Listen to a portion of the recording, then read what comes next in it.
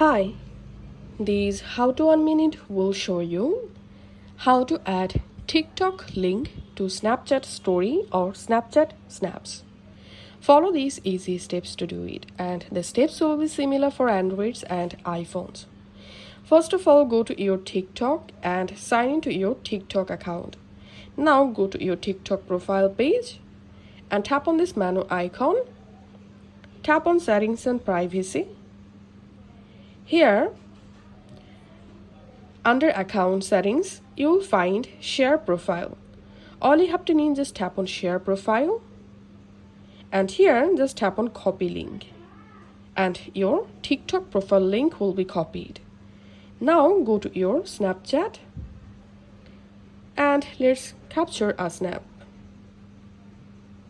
Okay, now to add my TikTok profile link into this snap, here you will see this little paper clip icon. Just tap on that, and in this box you have to paste your TikTok profile link you just copied.